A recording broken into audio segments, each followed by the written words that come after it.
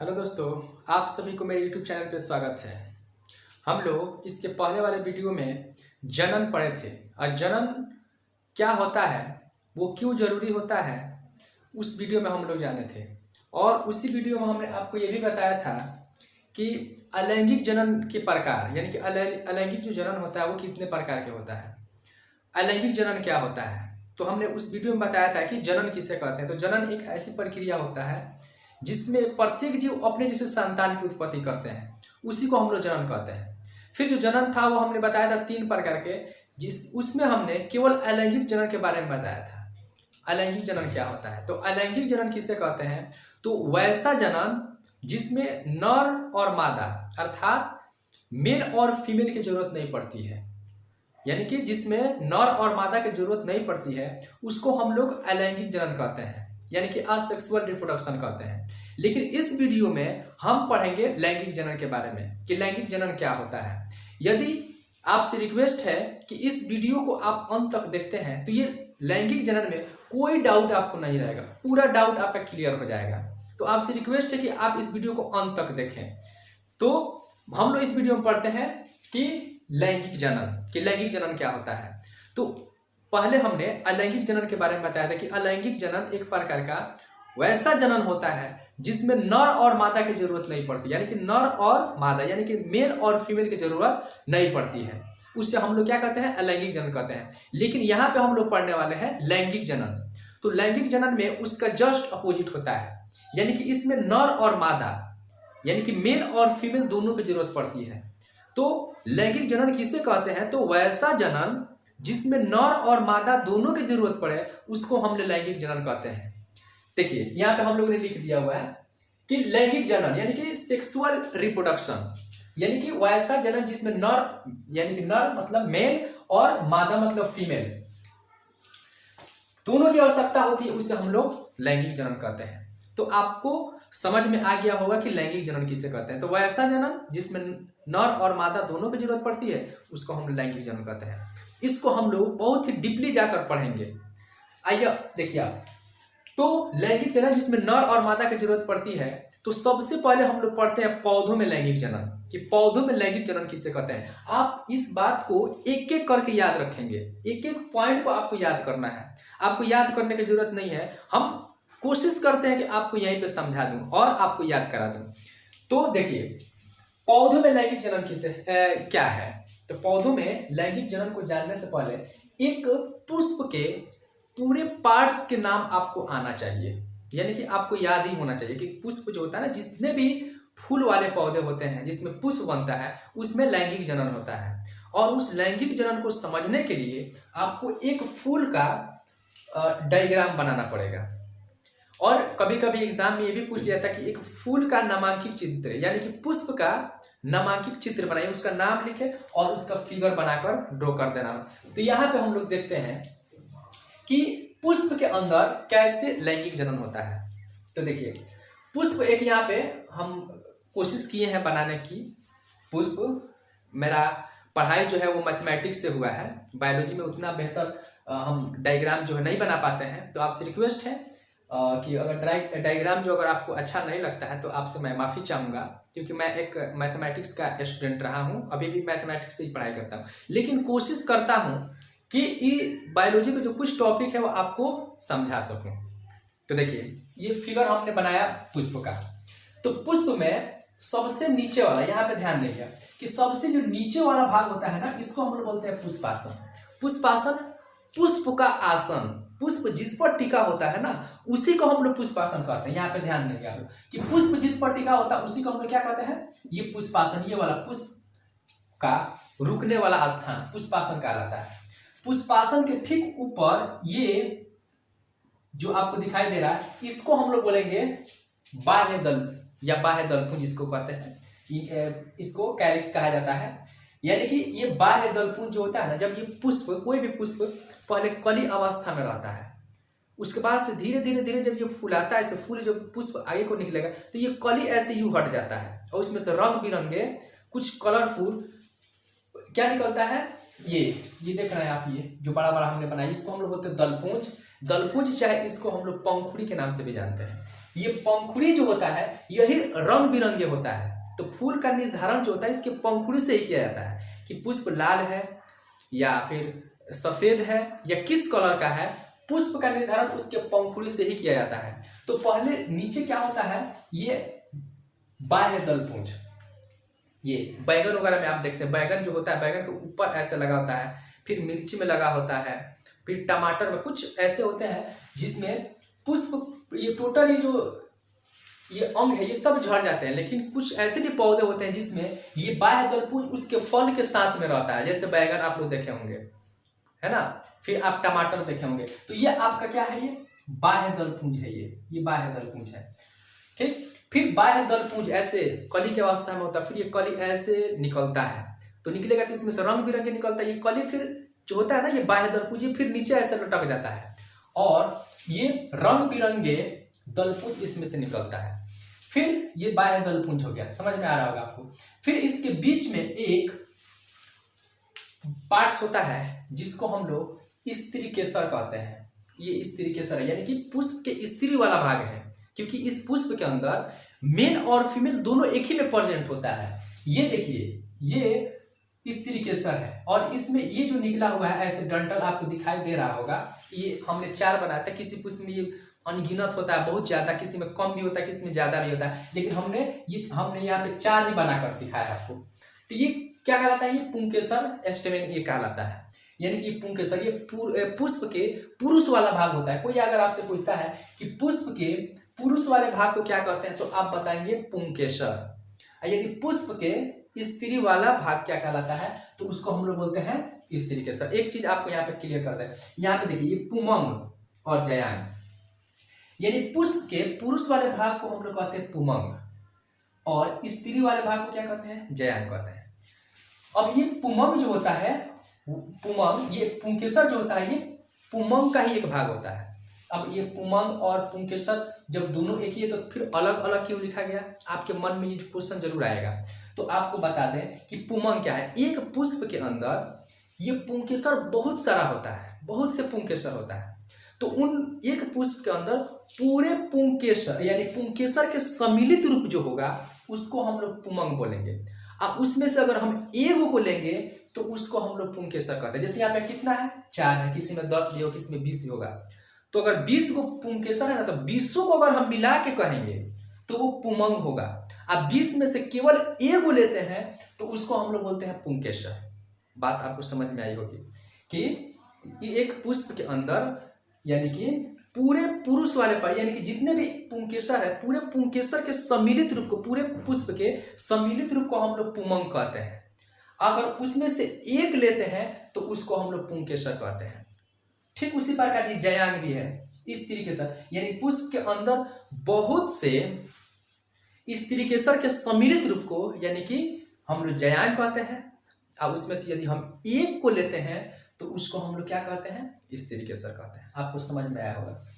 देखिए तो हम यहाँ पे बात करते हैं यहाँ पे कि जयांग जो होता है ना इसका 3 पार्ट्स होता है, आपको याद रखना। यानी स्त्री केसर भी आप बोल सकते हैं, है ना। ये स्त्री केसर जो होता है इसका कितना पार्ट्स होता है, 3 पार्ट्स होता है।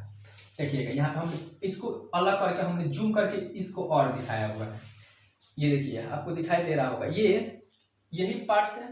तो ये वाला जो भाग होता है ना इसका 3 पार्ट्स। आपसे कोई एग्जाम में ऑब्जेक्टिव में पूछ ले जाएगा कि स्त्री केसर का कितने पार्ट्स होते हैं तो आप बताइए कि 3। वो कौन कौन सा है तो देखिए यहाँ पे सबसे ऊपर वाला भाग जो होता है ना इसको हम लोग वर्तिकाग्र यानी कि इसको इंग्लिश में एस्टिग्मा कहा जाता है, ये वर्तिकाग्र है। और ये जो बीच वाला जो भाग होता है यहाँ से यानी कि यहाँ से लेकर के यहाँ तक जो भाग है इसको हम लोग बोलते हैं वर्तिका, यानी स्टाइल है ये।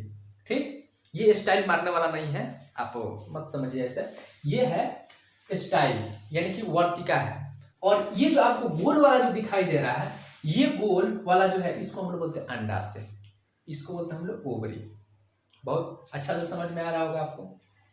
तो आपसे पूछेगा कि जयांग का कितना यानी कि स्त्री केसर का कितना पार्ट्स है तो 3 बताएंगे। एक वर्तिका सबसे ऊपर वाला पार्ट, और उसके बीच वाला जो भाग होता है इसको वर्तिका स्टाइल कहा जाता है, और सबसे नीचे वाला जो भाग होता है इसको हम लोग अंडाशय बोलते हैं, इसको ओवरी कहते हैं। बात समझ में आई होगी। और इसका पुमंग यानी कि इसका पुंकेसर जो होता है ये कितने भाग में, तो देखिए एक पुमंग, यहाँ पे 4 बना है लेकिन हमने एक पुमंग यहाँ पे बनाकर दिखाया हुआ है। एक पुमंग यानी कि पुमंग के कितने पार्ट्स, 2। सबसे ऊपर वाला जो ये भाग दिखाई दे रहा है ना आपको, इसको हम लोग बोलते हैं परागकोश। इसी परागकोश में परागकण बनता है। हम इसके बाद में बताते हैं हम कि परागकण क्या होता है। तो ये जो पुंकेसर है, इस पुंकेसर के ऊपर वाला जो भाग ये आपको दिखाई दे रहा है, ये क्या है, ये परागकोश है। ऐसी परागकोश में क्या बनता है, परागकण बनता है। और ये जो दिखाई दे रहा है आपको, इसको हम लोग बोलते हैं तंतु, या इसको पुतंतु के नाम से जानते हैं, इसको हम लोग फिलामेंट के नाम से जानते हैं इसको।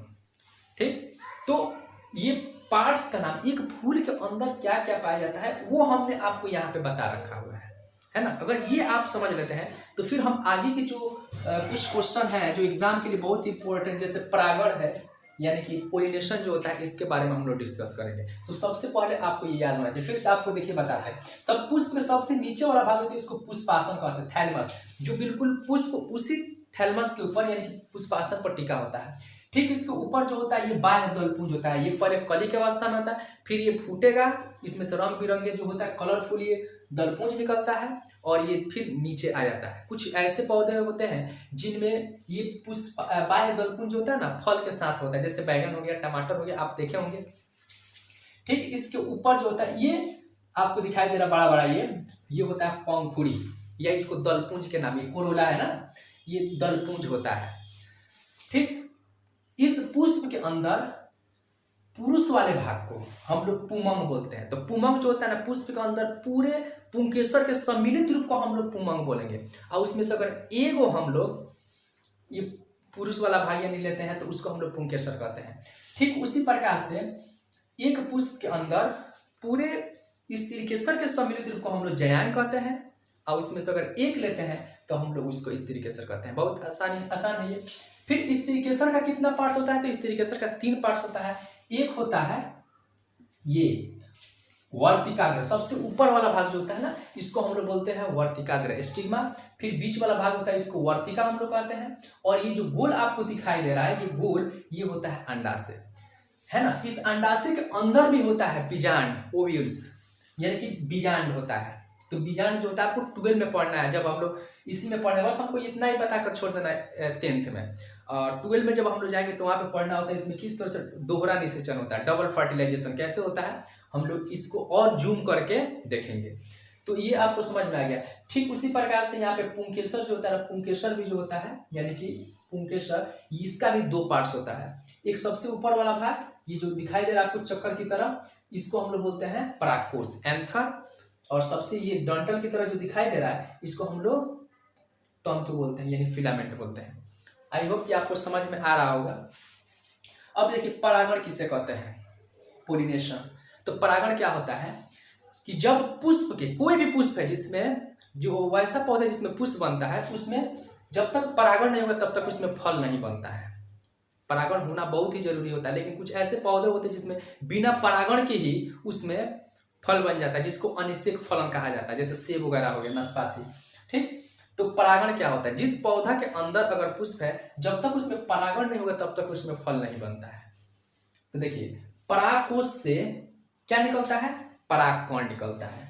ये परागकण, परागकण आपको याद रखना है कि ये परागकण किसमें बनता है, परागकोश में बनता है। और परागकोश से जब परागकण टूटता है या फूटता है ना, तो वो झड़ता है, और झड़ने के बाद से आप देख रहे हैं ये परागकण है, ये परागकोश है। इसी परागकोश में क्या बनता है, परागकण बनता है। और ये परागकण फटता है, सॉरी, ये परागकोश फटता है, तो उसमें से क्या निकलता है, परागकण। और ये परागकण जब निकलेगा तो ये झड़ते हुए स्त्रीकेसर के वर्तिकाग्र तक पहुंच जाता है। और इसी पहुंचने की प्रक्रिया को हम लोग क्या कहते हैं, परागण कहते हैं। बहुत आसान है। किसे का, फिर से हम आपको रिपीट करते हैं कि जब किसी भी पुष्प के पुंकेसर के परागकोश से परागकण निकलता है, और निकलने के बाद से यहाँ पे देख रहे हैं निकलता है, और निकलने के बाद झड़ता है, वो हवा के माध्यम से भी झड़ सकता है, पानी के माध्यम से झड़ता है। और झड़ने के बाद स्त्रीकेसर के वर्तिकाग्र तक पहुंचने की प्रक्रिया को हम लोग परागण कहते हैं। तो आप इसका स्क्रीनशॉट कर लें, हम लोग इसके नेक्स्ट में हम लोग इसको अभी हम लोग देखते हैं परागकण क्या होता है, तो आप इसका स्क्रीनशॉट कर लें।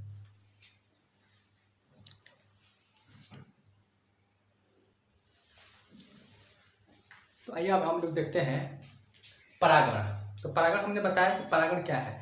तो परागण एक ऐसी प्रक्रिया होती है जिसमें किसी भी पुष्प, जिसमें पुष्प यानी कि जिसमें पुंकेसर और स्त्रीकेसर दोनों होता है, उसी में परागण प्रक्रिया होती है। तो किसी पुष्प के पराग कोश से परागकण निकलकर स्त्रीकेसर के वर्तिकाग्र तक पहुंच जाता है, तो इस प्रक्रिया का हम लोग परागण कहते हैं। फिर से एक बार, परागण किसे कहते हैं? बहुत बार क्वेश्चन एग्जाम में आया हुआ है, ये 2 नंबर का पूछा जाता है कि परागण क्या है या पोलिनेशन क्या है। तो आप बताएंगे जब किसी पुष्प के परागकोश से, परागकोश किस में होता है? पुंकेसर में होता है। तो पुंकेसर के परागकोश से परागकण निकलकर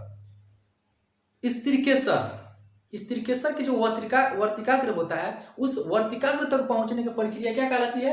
परागण कहलाती है। यहाँ पे हम लोग ने लिख दिया कि किसी पुष्प के पुंकेसर के परागकोश से परागकण निकलकर या जड़ निकलता है या झड़ता है, स्त्रीकेसर के वर्तिकाग्र यानी स्टिग्मा तक पहुंच जाता है, तो उसी का हम लोग परागण कहते हैं। अब यहाँ पे बात आती है कि परागण कितने प्रकार के होता है। तो परागण जो होता है वो 3 प्रकार के होता है, जिसमें हमने 2 यहाँ पे बताया हुआ है। एक होता है स्वयं परागण और दूसरा होता है पर परागण। तो स्वयं परागण क्या होता है? सेल्फ पोलिनेशन क्या होता है? तो स्वयं परागण वैसा परागण होता है जिसमें किसी पुष्प के पुंकेसर के परागकोश से परागकण निकलता है और उसी पौधे के किसी दूसरे पुष्प या उसी जाति के किसी पुष्प के स्त्रीकेसर के अगर वर्तिकाग्र तक पहुंच जाता है, तो उसको हम लोग क्या कहते हैं? सेल्फ पोलिनेशन कहते हैं, यानी कि स्वयं परागण कहते हैं। यहाँ पे लिख दिए जब किसी पुष्प के परागकोश से परागकण निकलकर उसी जाति के पुष्प के स्त्रीकेसर तक, वह स्त्रीकेसर के वर्तिकाग्र तक पहुंचना क्या कहलाता है? स्वयं परागण कहते हैं। स्वयं माने खुद से, स्वयं खुद से हो जाए, उसको हम लोग क्या कहते हैं? जो कि उभयलिंगी पौधों में कुछ संभव होता है। जैसे अगर आपको एग्जाम्पल पे तो सूर्यमुखी हो गया, बालसम हो गया, और भी बहुत सारा पौधा होता है। आप गूगल पे सर्च करके देख लें कि स्वयं परागण होने वाले पौधे यानी किन किन पौधों में स्वयं परागण होता है। तो यहाँ पे देखिए, तो ये पहला था। दूसरा है पर परागण यानी क्रॉस पोलिनेशन क्या होता है? किसी पुष्प के परागकोश से परागकण निकलकर किसी दूसरे पौधे के, किसी दूसरे, यहाँ पे था उसी पौधे के ऊपर, लेकिन यहाँ पे क्या है? किसी दूसरे पौधों के पुष्प तक यदि परागकण स्त्रीकेसर के वर्तिकाग्र तक पहुंचता है, तब उसको हम लोग कहते हैं पर परागण। पर मतलब दूसरा, परागण यानी कि दूसरे में या दूसरे के द्वारा जब होता है, तो उसे हम लोग क्या बोलते हैं? पर परागण कहते हैं। तो यहाँ पे लिख दिया कि जब किसी पुष्प के, देखिए ये और ये तीनों का डेफिनेशन बिल्कुल सेम है, बस थोड़ा सा आपको थोड़ा चेंज किए हैं यहाँ पे। बस अगर आप ईमानदारी से देखते हैं तो 100% आपको समझ में आएगी ये बात कि इसमें और इसमें थोड़ा चेंज किए हैं। एक अगर आप याद कर लेते हैं तो ये तीनों आपको याद हो जाएगा। देखिए, जब किसी पुष्प के परागकोश से, फिर परागकोश यानी पुंकेसर में परागकोश से परागकण निकलकर किसी दूसरे पौधे के पुष्प के स्त्रीकेसर के वर्तिकाग्र तक पहुंचना है, तो उसी को हम लोग क्या बोलते हैं? पर परागण कहते हैं। बहुत ही आसान है। अब ये देखिए, पर परागण का कराने का कुछ कारक होते हैं। स्वयं परागण तो खुद से हो जा रहा था, लेकिन पर परागण कराने के लिए कुछ कारक होते हैं। कारक जैसे देखिए यहाँ पे पहला होता है हवा। जब हवा ऐसे चलता है तो हवा के माध्यम से जो परागकोश होता है ना, वो फटेगा ऐसे, और उसमें से ढेर सारा परागकण हजारों करोड़ों की संख्या में झड़ता है। आप मकई का पौधा देखे हैं, मकई का पौधा जो होता है इसके ठीक ऊपर वाला जो होता है, जिसको हम लोग धनखर बोलते हैं, उसमें वो पुंकेसर होता है। जो भुट्टा से यानी कि जो बाल में से जो बाल जैसी संरचनाएं निकली होती है, वो इस तरीके से ऊपर से करोड़ों की संख्या में झड़ता है और फिर पोलिनेशन होता है उसमें। तो हवा जब चलता है तो हवा के माध्यम से परागकोश जो होता है वो फटा हुआ होता है, उसमें से ढेर सारा परागकण झड़ता है और इस स्त्रीकेसर के वर्तिकाग्र पर गिर जाता है। तो वो पहला कारक है। फिर दूसरा है जल जो होता है ना, बारिश होती है तो बारिश के बूंद जो होता है ना पुंकेसर पर, परागकोश पर ऐसे बारिश के बूंद झड़ता है। अब परागकण जो होता है उस जल के बूंद में चिपक जाता है और वो सीधे कहाँ पे गिर जाता है? स्त्रीकेसर के वर्तिकाग्र पर गिर जाता है। तो जल के द्वारा भी पर परागण जो होता है वो संभव हो जाता है। फिर कीट पतंगों के द्वारा, कुछ मधुमक्खियां होती है, तितलियां होती है, आप देखते हैं रंग बिरंगे फूल होता है। भगवान ने पौधों को रंग बिरंगे क्यों बनाए हैं? क्योंकि वो कीट पतंगों को या मनुष्य को या पक्षियों को अपने ओर आकर्षित कर ले। इसलिए जो पुष्प की जो पंखुड़ी जो हमने यहाँ पे अभी फूल बनाया हुआ था कि उसका पंखुड़ी जो होता है वो रंग बिरंगे होता है, किसी का लाल, किसी का ब्लू, किसी का पीला होता है, अलग अलग फूल होता है ताकि वो कीट पतंग उससे पे आकर्षित हो। तो कीट पतंगों का भी फायदा है और उस पौधों को भी फायदा है। तो इसलिए भगवान ने पौधों में अलग अलग प्रकार के कलर बनाया फूल का। तो कीट पतंग, मधुमक्खी, तितली वगैरह के द्वारा जो मधुमक्खी होती है वो पौधों के पुष्प जो होता है उस पर बैठती है। तो जैसे वो बैठेगी तो जो परागकण होता है उस मधुमक्खी या उस तितली के पैर में चिपक जाता है और वो मधुमक्खी उड़ती हुई जाती है और जाके दूसरे पुष्प के वर्तिकाग्र यानी कि इस वर्तिकाग्र पर जाकर बैठ जाती है। तो उसके पैर में क्या चिपका हुआ था? परागकण। और वो पैर के माध्यम से उस पुष्प तक भी पहुंच जाता है। तो कीट पतंग में बहुत सारा होता है। फिर अगर मनुष्य कहते हैं तो मनुष्य जो होता है मनुष्य के द्वारा भी होता है। वो कैसे होता है? आप देखते हैं कि पुष्प बहुत बिखरा, बहुत खूबसूरत होता है तो हम लोग ऐसे जाते बोलते वाह क्या खूबसूरत पुष्प है और अपने हाथों को ऐसे सहलाते हुए ऐसे चले जाते हैं तो हमारे हाथों के अंदर परागकण जो होता है वो चिपक जाता है। हम लोग ऐसे कितने हजारों पुष्प के वर्तिकाग्र पर ऐसे पिचकाते हुए यानी कि चले जाते हैं, उसके रगड़ते हुए ऐसे आगे की ओर बढ़ जाता है तो हमारे हाथ में परागकण लगता है और उस पुष्प से हम लोग हाथ से बहुत सारे पुष्प की जो इस तरीके की जो वर्तिकाग्र होता है उस पर ऐसे लगाते हुए चले जाते हैं तो हम लोग के हाथों के द्वारा भी परागण संभव हो जाता है। फिर पक्षी, हमिंग बर्ड्स, दुनिया का सबसे छोटी पक्षी है ये, जो फूलों के केवल रस को चूस कर जीवित रहती है। ये हमें दुनिया के सबसे, ये ऑब्जेक्ट आपको एक जीके भी तैयार करेगी, दुनिया का सबसे छोटी पक्षी कौन सी है? तो हमिंग बर्ड, जिसकी वजन बताया जाता है कि 18 से 20 ग्राम होता है। 18 से 20 ग्राम, सोचिए कितनी छोटी है ये। वो केवल फूलों के रस को चूस कर जीवित रहती है हमिंग बर्ड से।